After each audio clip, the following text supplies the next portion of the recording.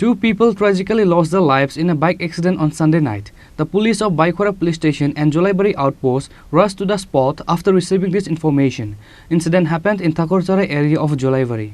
It is known that around 9 o'clock on Sunday night, Baikora Police Station reported that a bike had met with an accident in Thakurchara area. The police of Baikora Police Station and Jolaibari Outpost Police Station rushed to the spot after receiving this information.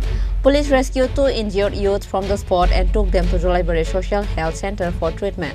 But the doctors on duty at the hospital declared the two youths dead after the examination.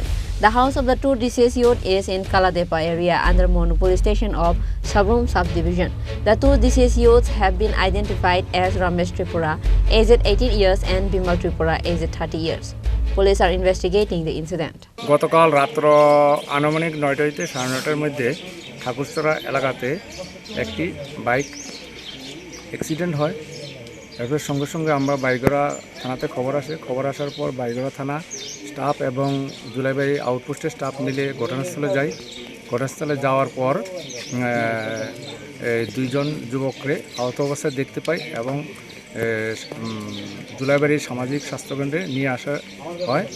নিয়ে আসার পর doctor তাদের মৃত বলে ঘোষণা করে এবং বাইগড়া থানা একটি সেই অনুসারে ইডু কেস রেজিস্টার করে এবং এই অনুসারে আমি আজকে জুলাইবাড়ি স্বাস্থ্যকেন্দ্রে আসি এবং পিএম করার জন্য ডাক্তারের কাছে কাগজপত্র জমা দেয় এবং ময়না তদন্ত করার পর ঘটনার আসল রহস্য বেরিয়ে আসবে।